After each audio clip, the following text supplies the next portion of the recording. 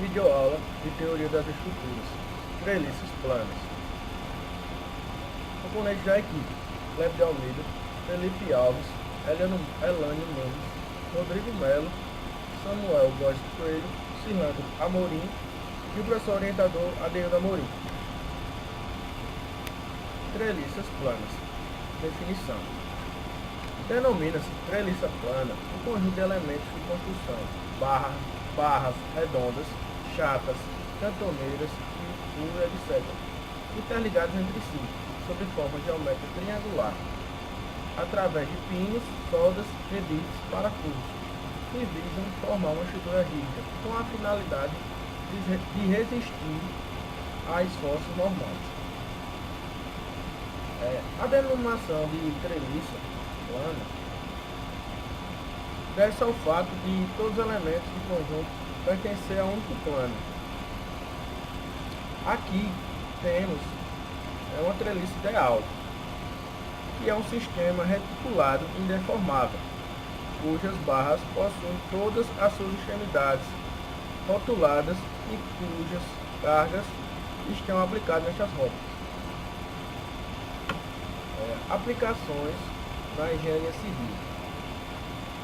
As treliças surgiram como um sistema mais econômico que as vigas, para vencer vãos maiores ou suportar cargas maiores. Embora o caso mais geral seja o de treliças espaciais, o mais frequente é o de treliças planas. Vale ressaltar que a análise do equilíbrio mostra que nas extremidades das barras de uma treliça só existem esforços na direção do eixo longitudinal da mesma, e que são de mesmo modo, porém com sentido contrário. A existência de esforços perpendiculares ao eixo da barra, ou seja, o esforço cortante, é descartado, pois as barras não são carregadas ao longo do seu eixo e tem nas suas extremidades momentos nulos. A utilização na prática da engenharia civil pode ser observada em pontes, viadutos, coberturas, guindastes e torres. Aqui vão alguns exemplos destes citados.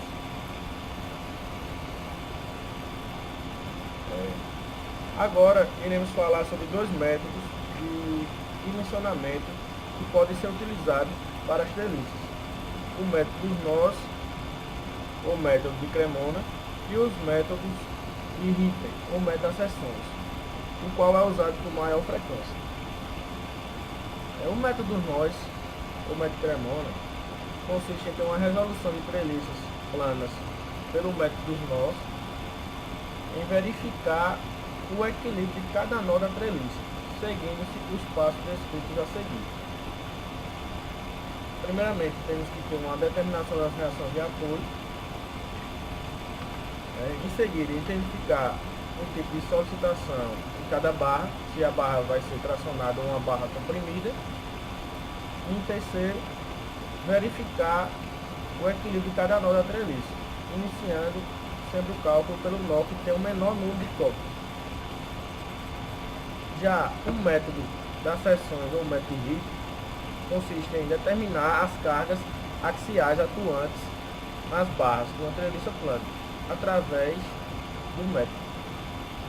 E ele se procede da seguinte forma: primeiramente, a gente corta a treliça em duas partes, depois adotamos uma das partes para verificar o equilíbrio, ignorando-se a outra parte até o próximo corte. Ao cortar a treliça, deve-se observar que o corte a intercepta de tal forma que se apresenta-se no máximo 13 cortes, para que possa haver solução.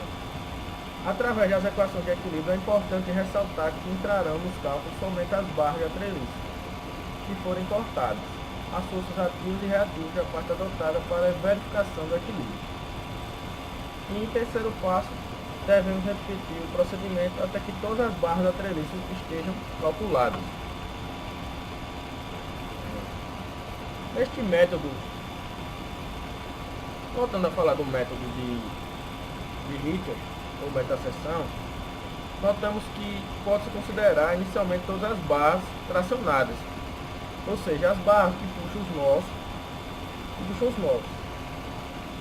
As barras que apresentarem sinal negativo nos cálculos estarão comprimidas. Aqui temos um tópico falando sobre a analogia entre os dois métodos. O método nós tem a vantagem de ser um método mais simples de calcular do que o das seções. Seus cálculos basicamente consistem em somatórios de forças nos eixos x e y. Já o método das seções consiste em cálculos mais robustos, utilizando o momento fletor. O método das seções tem a vantagem de ser mais geral que o dos nós. Existem casos que é aconselhável utilizar o método das seções. Agora, iremos falar sobre o procedimento para cálculo de carga fora dos nós. Para a realização dos cálculos de uma carga fora dos nós, devemos notar a figura 2. É necessário uma decomposição das forças envolvidas. Notamos que na nossa figura 2 temos uma força P1, P2 e P3. Devemos notar a nossa força P1 entre os nós F e G. A carga P1 está localizada no meio dos nós G e F. E temos que distribuir a mesma entre esses mesmos nós. Contudo, devemos distribuir o valor da nossa carga P1 entre G e F. Por exemplo, se tivermos um valor de 2 kN, 1 kN irá para F e 1 kN irá para G.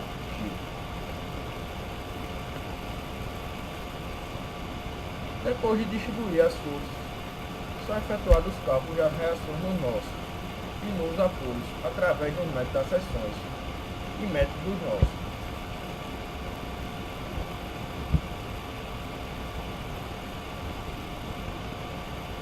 Depois de distribuir as forças, são efetuados os cálculos das reações nos nós e nos apoios através do método das seções e método dos nós. O exemplo desenvolvido para a resolução do problema é o seguinte.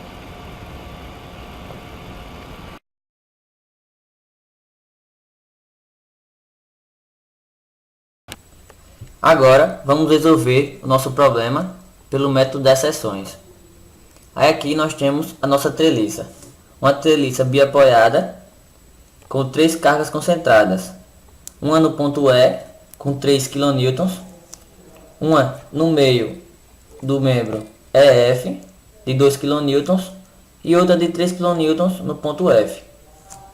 Para dar início à nossa resolução, iremos primeiro realizar os cálculos das reações de apoio.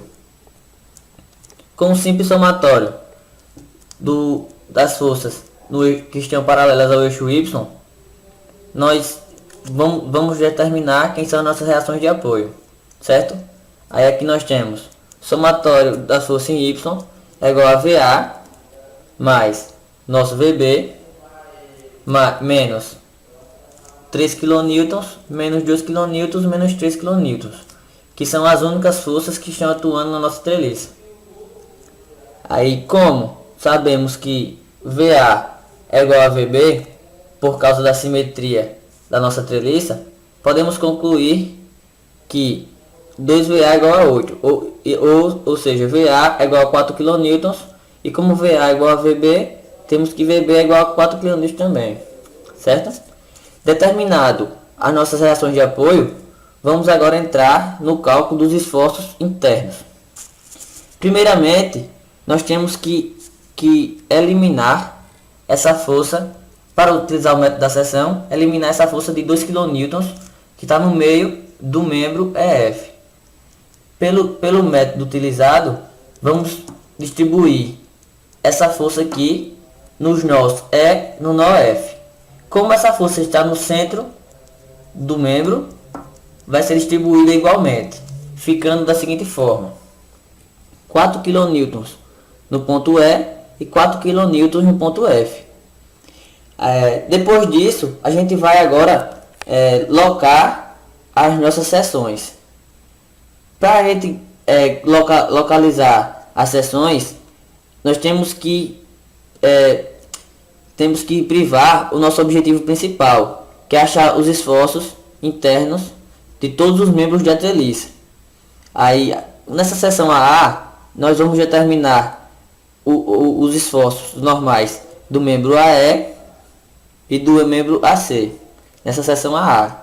Na seção BB, nós vamos poder determinar o membro EF e o membro EC. E na seção CC, vamos determinar quem é os esforços do membro F, do membro CF e do membro CD. E esses outros membros aqui, nós podemos determinar pela simetria. O membro FB vai ser igual ao membro AE. E o membro DB vai ser igual ao membro AC. E o membro FD vai ser igual ao membro CE. Agora vamos iniciar os cálculos das seções.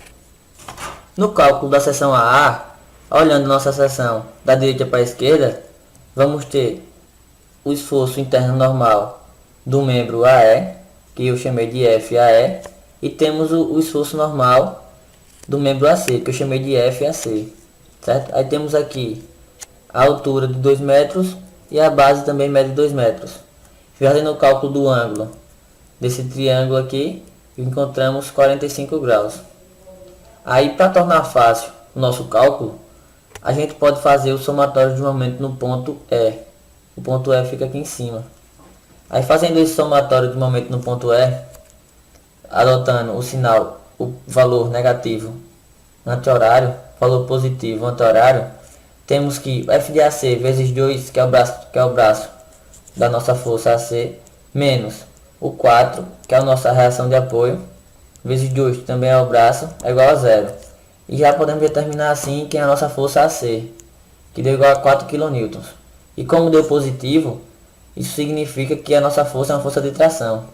A força interna desse membro é uma força de tração. Então nós já temos aqui que é a nossa força AC. Agora vamos fazer o cálculo da força FAE, que é a força do membro AE. Aí para achar essa força, nós podemos utilizar o somatório de força Y ou X. Eu escolhi fazer o somatório em Y. Aí nós temos em Y a nossa força 4, que é a nossa força de reação de apoio no ponto A, mais a componente Y da nossa força AE, que é igual a FAE vezes o seno de 45, que é igual a 0. Fazendo esses cálculos, eu encontrei que FAE é igual a menos 5,65 kN. Como do negativo aqui, nós adotamos o valor, o sentido contrário. Ou seja, vamos ter uma força de compressão. Então, já recapitulando, já encontramos as forças FAE e FAC. Vamos agora.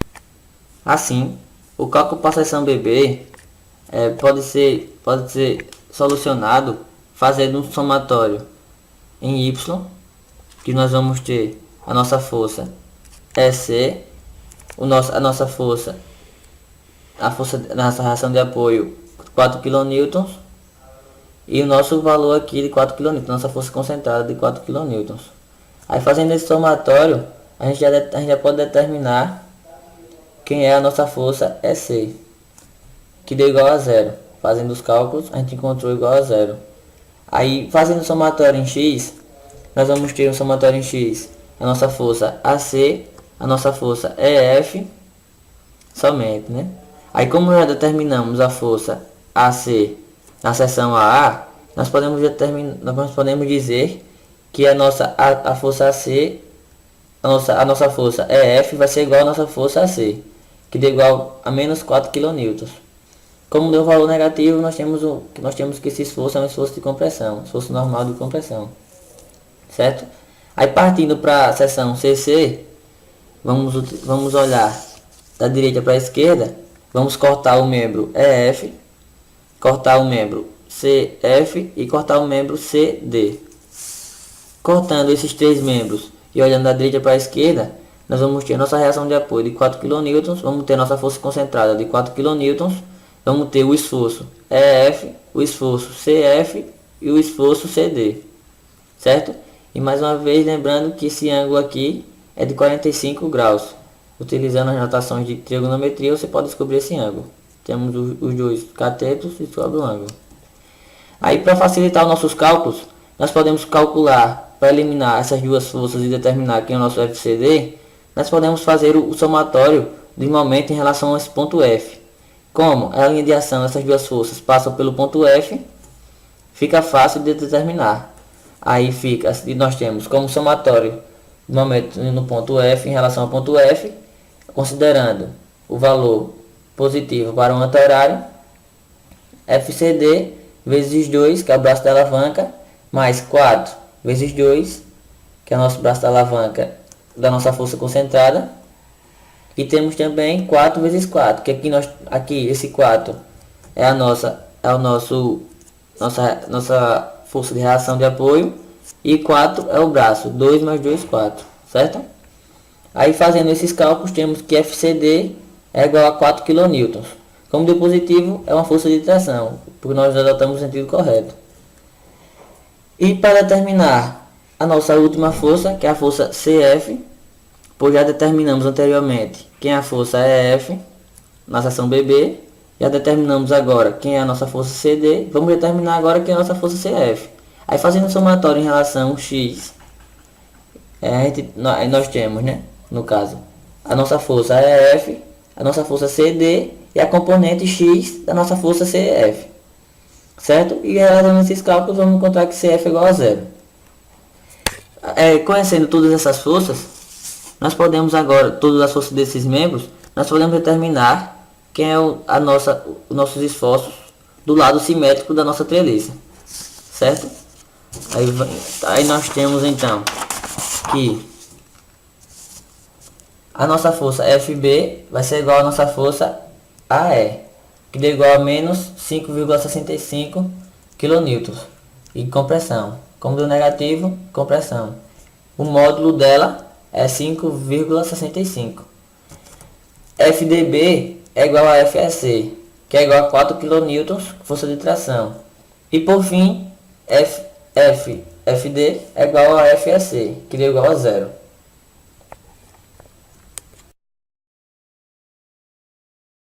Bom, gente, agora a gente vai realizar o cálculo da nossa treliça com a carga em cima da viga concentrada aqui em cima. Vamos fazê-la pelos métodos nossos. A nossa treliça tem 6 metros de base, 2 metros de altura e tem a seguinte forma.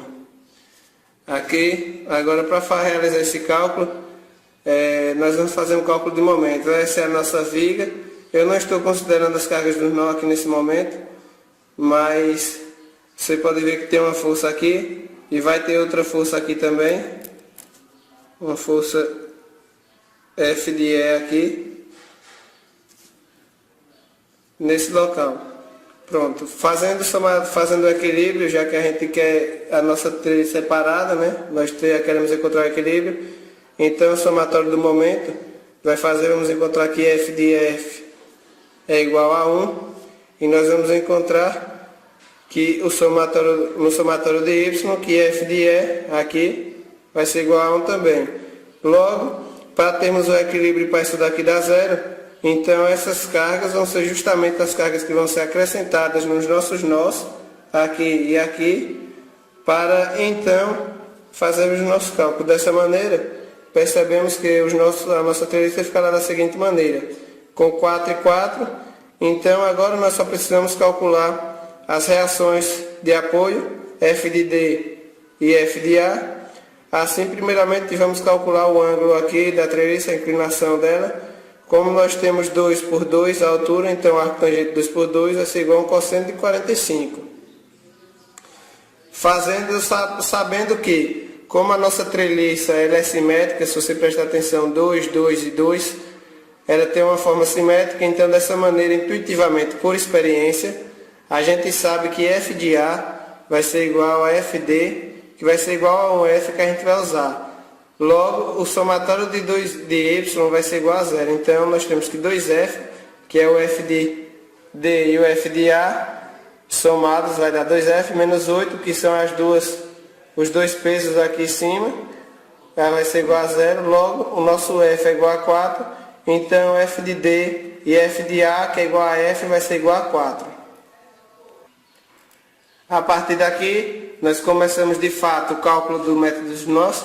Nós vamos para o ponto A, como a gente pode ver. Bom, Bom, agora de fato vamos calcular o método dos nós. Nós temos aqui o ponto A, esse ponto aqui, o nó A. Para realizarmos os cálculos, como já foi visto no método dos nós, a somatória de forças. Então nós temos que a somatória de força em X, somatória de força em Y. Realizando esses cálculos, nós achamos que o F de AB é igual a 4. O sinal positivo indica tração. E F de AE é igual a menos 5,6, o que indica compressão. Vindo para cá, para o nó E, nós realizamos mais uma vez os cálculos somatórios e descobrimos que o nosso F de EB é igual a 0 e o nosso F de EF é igual a menos 4 kN, ou seja, compressão. Vindo para o cálculo do nó B, nós temos que o F de B, realizando os cálculos rapidamente, vai ser igual a 0 e em X nós descobrimos que o o F de BC vai ser igual a 4 kN, sinal positivo, tração. Para o F nós temos o mesmo esquema, sabemos que o somatório de F de X é igual a 0, então nós temos que o F de FD vai ser igual a menos 5,66 kN, compressão. E o nosso F de FC vai ser igual a 0. Bom, no cálculo do nó D, como nós já temos a força aqui em Y, nós já descobrimos no cálculo do nó anterior. Nós então agora vamos calcular a F de CD, que não foi calculado. Então fazendo o somatório em X, descobrimos que F de CD é igual a 4, tração. Ou seja, na nossa viga, na nossa treliça, me desculpe, que nós temos aqui, vocês podem perceber que essa parte de baixo, como já é projetado, ela é toda tracionada, e essa parte superior, ela vai resistir à compressão. Bem, meu nome é Rodrigo e dando continuidade ao nosso trabalho sobre estruturas no espaço, que no caso são grelhas, nós vamos tratar um pouco sobre como se dá os esforços e sobre os tipos desse tipo de estrutura aqui. Definimos como uma grelha a estrutura reticulada, plana, submetida a carregamentos perpendiculares ao seu plano. Ou seja, uma grelha ela deve estar contida em um plano. Como por exemplo aqui, o plano XY que está achurado, a nossa grelha estaria nesse plano e as forças às quais essa grelha estaria submetida são todas perpendiculares ao plano que contém essa grelha. Na construção civil, esse tipo de sistema é constituído por vigas interligadas entre si e essas vigas podem formar ângulos de 90 graus ou não. Ou seja, esse tipo de estrutura pode ser uma grelha com vigas perpendiculares ou com angulação. As equações da estática para esse tipo de sistema, que é a grelha, são três: o somatório das forças em Z, o somatório dos momentos em X e o somatório dos momentos em Y. Aí, o somatório dos momentos em Z não vai existir. Por quê? Porque não tem nenhuma força que cause uma tendência de giro em torno desse eixo Z. Outra equação que nós poderíamos ter era o somatório das forças em X. Como essas forças são perpendiculares ao plano, não tem nenhuma força, nenhum componente de força que possa ser somado em X. E também o somatório de forças em Y. Novamente, como as forças são perpendiculares, nós não vamos ter componentes em Y. Então essas três equações da estática são desconsideradas para esse tipo de estrutura. E nós consideramos apenas essas: o somatório das forças em Z, o somatório das forças em X e o somatório dos momentos em X e o somatório dos momentos em Y. As estruturas em grelha têm grande importância. Desde o simples fato de uma mesa que está contida no plano, a superfície da mesa suportar os pesos que estão, o peso dos equipamentos que estão sobre ela, até o caso de uma laje, aqui como podemos ver. Aqui nós temos alguns pilares E possivelmente essa laje foi feita para suportar cargas, que são cargas normais desse plano aqui. Então daí nós podemos ressaltar a grande importância das grelhas na engenharia civil. A estrutura de suporte central de um arranha-céu é seu esqueleto de aço. Por quê? Como podemos observar, aqui nós temos uma grelha que está contida em um plano, e essa grelha vai ter a capacidade de suportar todo o peso da parte superior, assim como as outras. Essa daqui vai suportar o peso de toda essa parte, assim, então, em todas as grelhas vão ser assim, então elas vão formar um esqueleto de aço nas estruturas dos arranha-céus. Já falei, a vantagem desse sistema de vigas interligadas está no funcionamento conjunto de todos os elementos resistentes para qualquer posição do carregamento.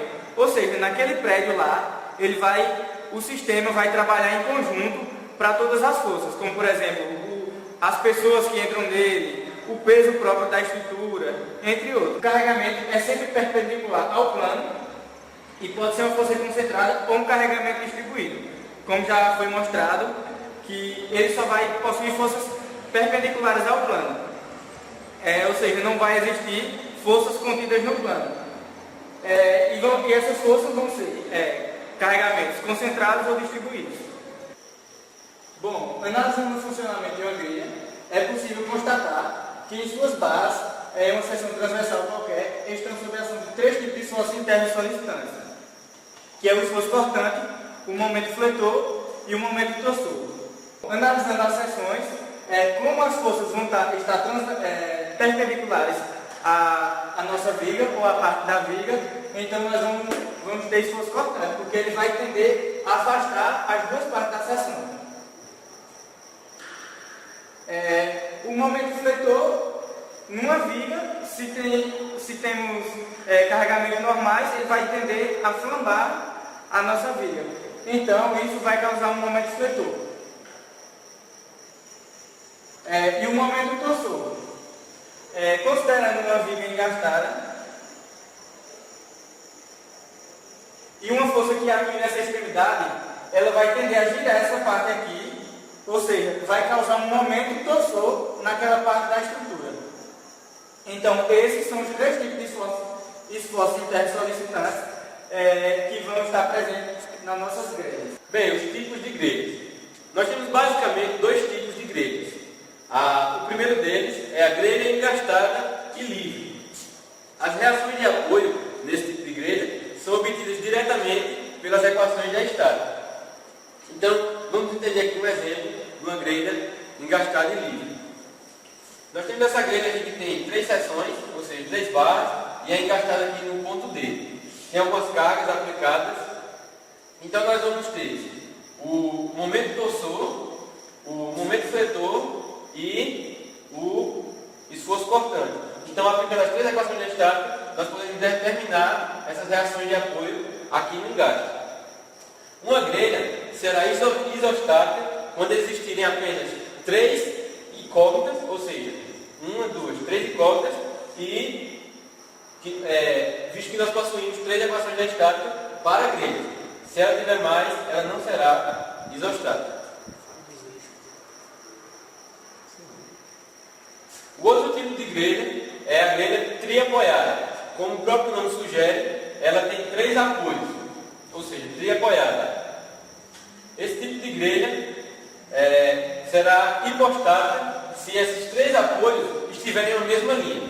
Então fica fácil de identificar. Se 2 dos apoios estiverem na mesma linha e um estiver em outra linha, ela não será hipostática. Mas se os 3 estivessem aqui na mesma linha, nós podemos considerar essa grelha triapoiada como sendo uma grelha hipostática. Bem, agora para aplicar os conceitos mostrados nesta videoaula, vamos fazer 2 exemplos. Eu vou dar início fazendo o exemplo 1. O que pede o exemplo 1? Obter os diagramas dos esforços internos solicitantes para a seguinte grelha. Nesse nosso exemplo, nós temos uma grelha engastada e livre, ou seja, é um tipo de grelha que foi trabalhada nessa videoaula. Nós temos um carregamento aqui nessa barra BC de 20 kN por metro, é um carregamento distribuído, e aqui no ponto A há um carregamento de 10 kN. Essa barra AB tem 3 metros, a barra CD também tem 3 metros e a barra BC 3 metros. Bem, para solucionar esse tipo de problema, nós devemos sempre dividir a grelha em sub-barras. Ou seja, pega cada barra da grelha e divide, começando pelas barras que estão em balanço. Em todo esse caso, nós pegamos a barra AB, considerando que aqui no ponto B ela se une com a barra BC. Então nós dizemos que ela está engastada neste ponto. Nós fazemos essa abstração. Então, dando continuidade, nós temos um carregamento de 10 N, então vamos aplicar nossas 3 equações da estática. Primeiro, o somatório das forças em Z deve ser igual a zero. Então, como nós temos, vamos aplicar uma seção aqui, olhando para o lado esquerdo, uma seção S1, nós sabemos que o esforço cortante é negativo, então ele vai estar para baixo, o cortante. Então, menos o cortante, menos 10, que é a força, vai ser igual a zero. Então, o nosso esforço cortante vai ser igual a menos 10. Agora vamos para o somatório dos momentos. Nesse caso, é o momento fletor, que para esse tipo de estrutura, olhando para o lado esquerdo, ele assume essa forma, ou seja, é positivo. Então, o momento mais 10 vezes a distância até a seção. Então vai ser menos 10x.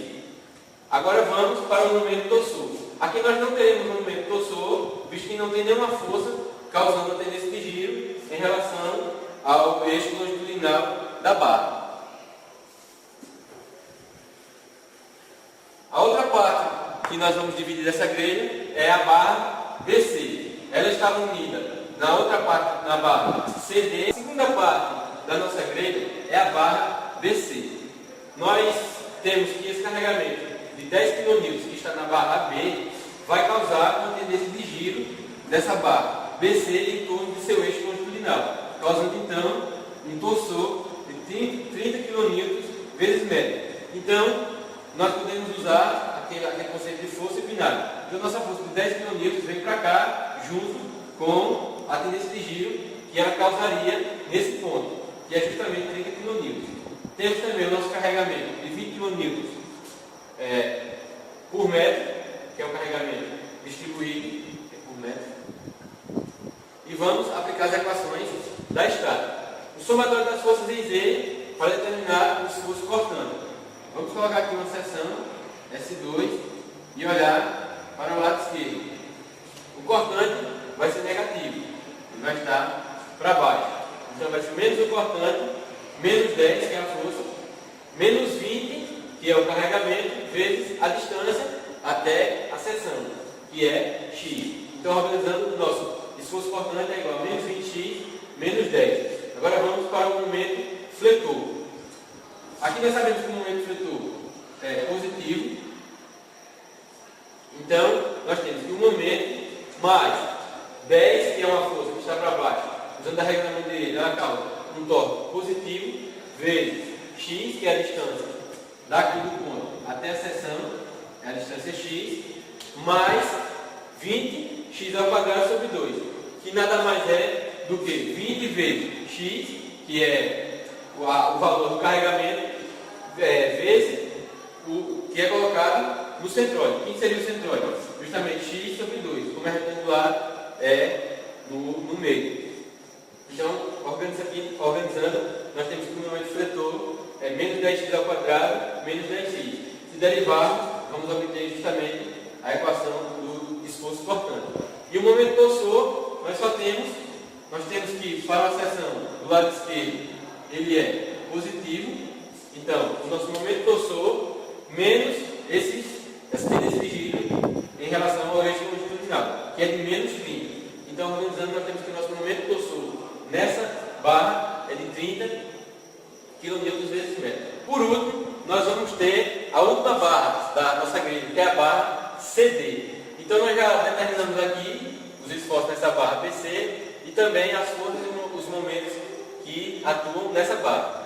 Se nós observarmos, torçor aqui de 30 kN vezes metro, nessa barra CD, ele vai causar uma tendência de girar dessa forma aqui. Então, vai ser nessa barra um momento fletor. Os 70 kN não é nada mais do que 10 vezes a distância, que é daqui, que é 3. Desculpa, não parei. Eu adiantei uma parte. Para. Oi? Para. Vai. Mas peraí, tu deu pausa ou deu... Dê pausa. Bem, a nossa última parte da grelha é a barra CD. A última parte da nossa grelha é a barra CD, que chega até o nosso engaste. Então nessa parte aqui, nessa barra BC, nós temos a distância de 3 metros e temos esse torçor aqui de 30 kN vezes metro. Só que esse esforço, que é um torçor nessa barra, ele vai causar uma tendência de giro. Nessa barra CD, dela fazer isso, dela girar, causar um momento fletor. Então, nós colocamos ela nessa barra como sendo um momento fletor. Esse 70 kN é quem? É 10 kN, que era dessa barra, como se ela estivesse aqui. 10 kN, nós colocamos ela aqui. E mais, nós pegamos 3 vezes 20, que dá 60. Colocando aqui, aí fazendo 60 mais 10, que dá igual aos 70 kN. Lembrando que essas forças devem ser colocadas levando em consideração a tendência de giro que elas causariam se estivessem neste ponto. Então, o que nós fazemos? A força de 10, ela causaria uma tendência de giro aqui de quanto? 10 vezes 3, que seria 30 kN vezes metro. E a força de 20 kN, ela causaria de quanto? 20 vezes 3 vai dar 60. Mas lembrando que ele vai dar com 100, que é justamente 1,5 metro.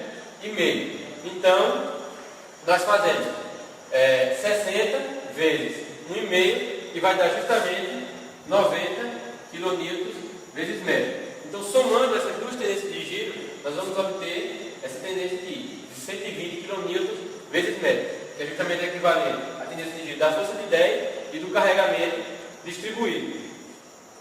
Então, a partir disso, nós podemos afirmar que aqui, para se opor a essa força de 70, o engaste vai sofrer uma reação de 70 kN. Da mesma maneira, essa tendência de giro aqui, de 120 kN, que é o momento torçor, está para lá, então ela causa um momento dessa forma aqui, então o engaste vai opor para cá, também 120 kN negativo, para se cancelar com esse positivo. E por último, esse 30 kN vezes metro, que está causando tendência de giro, ou seja, um momento fletor. Então, o momento fletor aqui no engaste vai ser de 240 kN. Mas como? Se aqui é 30, por que aqui é 240? Justamente, nós temos essa força de 70 que atua aqui. 70 vezes essa distância, que é 3 metros, vai dar 210 kN vezes metro. E ainda temos 30, mais 30 kN vezes metro. E vai totalizar os nossos 240 kN vezes metro, que está aqui. Bem, fazendo todos esses cálculos, nós conseguimos determinar as reações de apoio. Então, isso comprova que não é necessário você calcular primeiro as reações de apoio. Você pode vir da barra que está em balanço até chegar no engaste. Agora, vamos determinar as expressões dos esforços internos nessa barra. Vamos traçar uma seção aqui, que é a nossa terceira seção, ou seja, a seção S3, e olhar para o lado esquerdo. Então, o cortante vai ser para baixo, o momento torçor vai ser nesse sentido positivo e o momento fletor também vai ser positivo. Então, vamos primeiro para o cortante. Utilizando a equação da estática, somatório das forças em Z, nós teremos menos o cortante e a nossa força, que está aqui, menos 70. Então, reorganizando, nós temos que o esforço cortante vai ser igual a menos 70. Para o momento fletor, nós temos que o momento é positivo, está aqui, mais 30, que é esse momento aqui, causa uma tendência de giro positiva em relação ao eixo da barra, mais 70 vezes x, que é justamente esse carregamento vezes essa distância, que é a distância até a seção, que é x, mais 70x. Reorganizando, nós temos que o nosso momento fletor vai ser igual a menos 70x menos 30. E por último, o momento torçor. Então, utilizando a nossa equação da estática, que é o momento torçor, somatório dos momentos torçor igual a zero. Então, o nosso momento torçor, que é positivo, mais 120, que é essa tendência de giro, vai ser igual a zero. Então, o momento torçor vai ser igual a menos 120. Uma vez tendo determinado todos os esforços internos nas 3 seções da grelha, nós já podemos fazer o traçado dos diagramas dos esforços internos. Então vamos começar pelo diagrama do esforço cortante. Então aqui estão as equações que nós já obtivemos para a barra AB, para a barra BC e para a barra CD. Na barra B foi de menos 10, que é uma constante. Na barra BC, menos 20x menos 10, que é a equação do primeiro grau. E na barra CD, de menos 70. Então vamos ver para a barra B, está representada aqui, é uma constante, menos 10. Lembrando que o cortante é sempre para baixo em relação ao observador. Então, para a barra BC, menos 20x menos 10. Então, vamos lá. Aplicando zero aqui, que a nossa seção vai daqui até aqui. Então, vai ser menos 20 vezes 0, 0. Então, sobra menos 10. Esse ponto. Aplicando 3. Menos 20 vezes 3 vai dar menos 60. Com menos 10, menos 70. Então, está aqui a nossa segunda parte do esforço cortante. E como na barra CD é uma constante, é sempre menos 70. O segundo diagrama de esforços internos solicitantes da grelha é o diagrama de momento fletor, que é dado em kilonewtons vezes metros. Aqui na seção da barra AB, nós temos a seguinte equação para o momento fletor: M igual a menos 10x. Como é a equação do primeiro grau, vamos aplicar apenas 2 pontos. 0, aplicando aqui que vai dar 0, e 3, que é o limite da nossa seção. Menos 10 vezes 3 vai dar menos 30. Lembrando que o momento fletor é negativo, o negativo é esboçado para cima da barra em relação ao observador. Na barra BC, que também tem comprimento 3, nós encontramos, fazendo as equações, a seguinte expressão: menos 10x ao quadrado menos 10x. Aplicando 0, que é o início da seção, nós temos 0. E como é a equação de segundo grau, nós devemos aplicar 5 pontos para traçar o seu gráfico. Foram aplicados aqui 5 pontos. O ponto do meio foi justamente menos 37,5, que foi aplicado em 1,5. E para 3, menos 120. Também, como deu negativo, para cima. A terceira barra é a barra CD, que nós encontramos a expressão menos 70x menos 30. Essa é uma expressão do primeiro grau. Aplicamos apenas 2 pontos para descobrir, para fazer o traçado do gráfico. Novamente 0 e 3. Para 0 deu menos 30 e para 3 deu menos 240. Então esse é o nosso diagrama do momento fletor para a grelha em estudo. O segundo diagrama é o diagrama de momento torçor, também é dado em kilonewtons vezes metro. Aqui estão as expressões que nós obtemos fazendo os cálculos. Para a barra AB, o momento torçor foi 0. Então, está aqui representado. Para a barra BC, foi de 30 kN. Por convenção, o momento torçor é positivo para cima de onde está o observador, para cima da barra. Então, como é a constante, 30 kN. E para a barra CD, nós encontramos menos 120. Também é uma constante. Se o observador está aqui, nessa seção aqui, que é a seção S3, então representamos aqui menos 120. Com isso, nós conseguimos traçar os 3 diagramas de esforços internos solicitantes para este exemplo de grelha. Bem, agora eu vou fazer aqui o segundo exemplo. Dessa vez agora que a gente vai considerar uma grelha relativamente apoiada, aqui com esses 3 apoios. E para esse princípio de programa, vamos considerar aqui alguns dados que ele deu. Aqui tem uma relação RA, nesse ponto A, outra reação RB aqui, nesse novo apoio, e uma reação RC aqui, nesse ponto C. Para resolver esse tipo de problema, considerando aqui essa viga apoiada, tendo essa estrutura como ela está montada dessa forma, a gente pode dividir essa estrutura, começando aqui pela estrutura DC, depois a gente vai pegar a estrutura CB e depois essa parte aqui BA.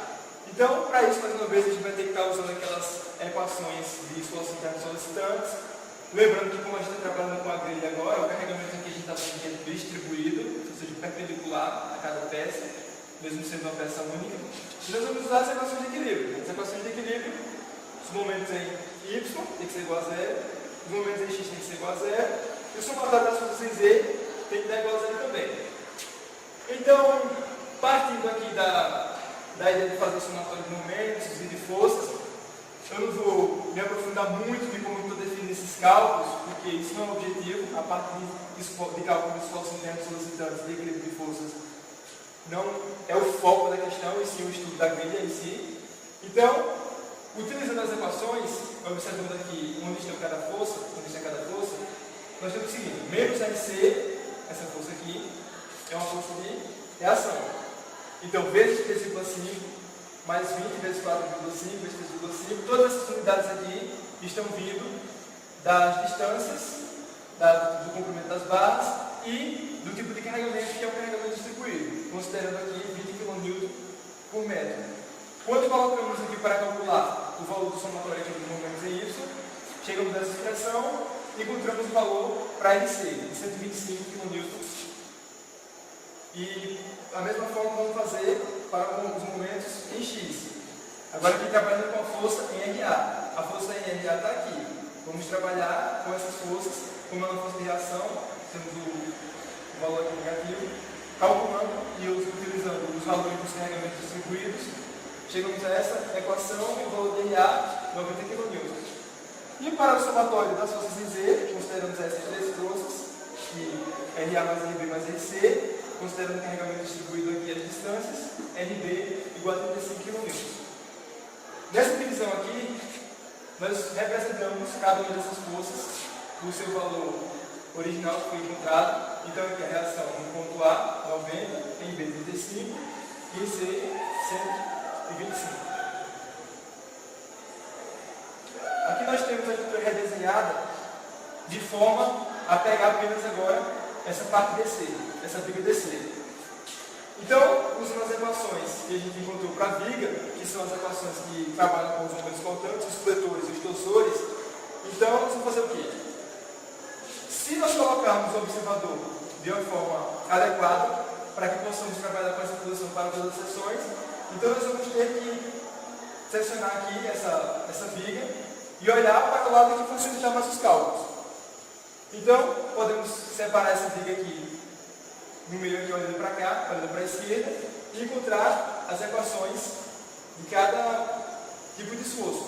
Momento portante, momento fletor, e nesse caso aqui, o momento torsor, observe que você não tem nenhuma força que está causando giro no eixo da barra. Então, logo de análise assim, só observando você já vê que o esforço de torção é igual a zero. Então aqui nós temos dV menos 20 vezes S, esse 20 vezes S está justamente do carregamento distribuído e a distância do braço, igual a zero, então dV é igual a 20S. dN, você vai seguir a analogia, só que agora você está trabalhando com o momento fletor. Então dN menos 20, S ao quadrado, tem aquela questão de você pegar a distância e depois multiplicar ela pela distância dividido por 2, que é o braço. Então, dN igual a 20S ao quadrado dividido por 2. E o torsor, como eu falei, é igual a zero. Então, vamos pegar a parte BC da grelha, essa barra aqui. Então nós temos aqui uma força de 35 kN por cima e outra aqui. E temos o carregamento aqui distribuído de 20 kN por metro. Então, nós vamos usar novamente as equações dos esforços internos solicitantes, igual a zero. Nós vamos ter que escolher um sistema de referência, como eu já falei, para colocar o observador na posição certa e decidir qual orientação você quer para o tipo de esforço.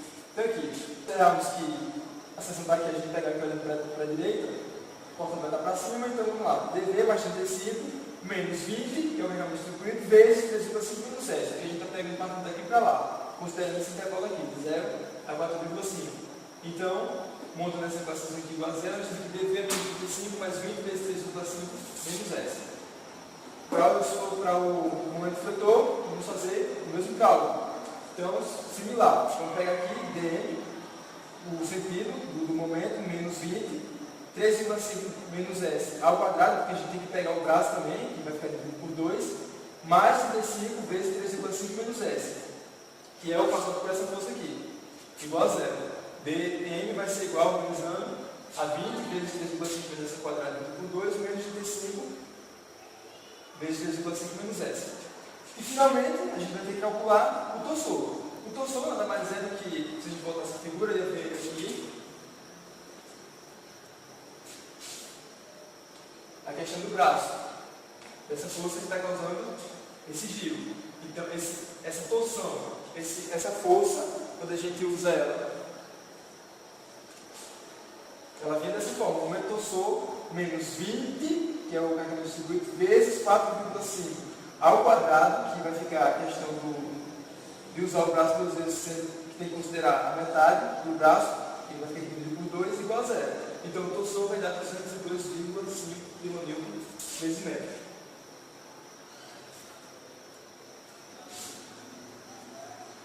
E, finalmente, chegamos à última parte da grelha, que é a parte que é formada pela viga, que é essa barra B.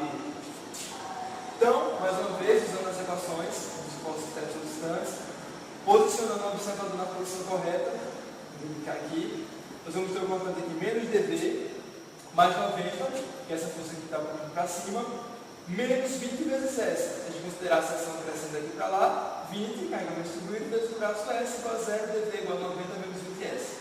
O dm vai ficar positivo, menos aquela questãozinha de novo de pegar o braço, multiplicar o carregamento distribuído aqui, contendo s, crescendo aqui, se a gente vai vir para cá, e dividir o braço por 2, a distância por 2, para a gente obter o braço. Mais 90 vezes s, porque a distância que essa força de 90 está da seção é s. Então 90 vezes s, e o sentido positivo igual a 0. Resolvendo, nós temos que o momento é 20s quadrado por 2 mais 90s. E finalmente, vamos ter o momento torsor. Vai ser dado por menos 20, mais uma vez, levando em consideração o braço da figura passada, menos 20 vezes 4,5 ao quadrado, igual a 0, dt é igual, novamente, o mesmo valor encontrado do outro lado, de 205,5 kN vezes metro. Então, chegamos à parte dos diagramas aqui de forças internas ou distantes. Esse aqui é o diagrama de momento fletor. Então aqui, para a barra, aquela barra que vinha de B aqui até A, a barra DA, nós temos aqui que em 4,5, o momento fletor deu 202,5. Se a gente usar a equação, a gente encontra realmente esse resultado. Ele é positivo para baixo, que é a regra é essa, que o momento fletor é positivo para baixo. E aqui nós temos uma parábola. Se a gente observar lá, a função é uma parábola, uma parte que, se você olhar, fica uma parte com S, que quando você joga os valores, ele dá justamente esse valor aqui, esse pulo e essa parábola. Dá 50,625, é aqui bem no meio, esse ponto. Aqui nós temos também, para a outra barra BC, você vê, o momento fletor também positivo para baixo, aqui no meio deu 30,625. E na última barra, que foi a barra BC, nós encontramos a parte que fica para cima, que é essa região aqui sobre a do gráfico é negativa, e o valor, como substituído na equação, para o ponto mais alto, ou seja, para o ponto aqui, a gente parte daqui para cá. Então, no ponto igual a 4,5 deu 202,5. Esse é o diagrama de momento cortante, força cortante. Então, o primeiro deu linear, ele desse pulo aqui de 90 e foi para 0. Se a gente usar os valores na equação em 0 vai dar 90, e em 4,5 dá 0. Na segunda barra DC, ele deu 3,5 em 0, e se a gente descer para o outro valor, 35 em 0, se a gente descer para o valor mais longe, que foi 3,5, a gente encontra menos 35. Observando a função de sinal aqui, ele vai ficar negativo embaixo. E na última barra, o importante deu 90, partindo do S aqui para cá, então foi 4,5, deu 90, e no começo dá 0. E a gente viu que o momento de esforço do torsor, ele vai dar constante justamente apenas usando nessa barra aqui, que é onde está havendo o momento torsor, o momento de torção. E por conversão ele é negativo para baixo, então 225. Bem, agora eu vou fazer um resumo breve sobre liga desse balcão. Eu não vou aprofundar na parte dos cálculos, não vai ter nenhum exemplo, porque nesse tipo de estrutura a gente vai ter que considerar algumas funções cosseno, seno, para estar calculando aqui os esforços internos constantes. E nesse caso a gente vai usar apenas como exemplificação e como definição. Então aqui, vigas balcão são tipos de particular de grelha, barra curva ou poligonal, ela não pode ser necessariamente em arco, ela pode ser poligonal, situada em um plano e sob forças externas transversais desse plano. Então aqui nesse exemplo aqui, ó, nesse desenho aqui, na tridimensional, nós temos uma viga, ela está no plano XY, e o carregamento é perpendicular a esse plano e, logicamente, perpendicular a essa peça. Aqui nós temos um exemplo de viga poligonal, essas estruturas aqui todas formadas por grelhas. Aqui nós temos viga balcão, poligonal e aqui também. Aqui nós temos um exemplo de viga balcão, usado em construções de viga de porta, do corpo. Nós temos aqui várias grelhas, mas aqui serve de destaque para a gente são esse tipo de viga balcão. Aqui nós temos viga balcão aqui, nesse lugar aqui, nessa região. Serve como esse suporte, serve também como se fosse um tipo de viga em balanço, como se fosse uma sacada de um edifício.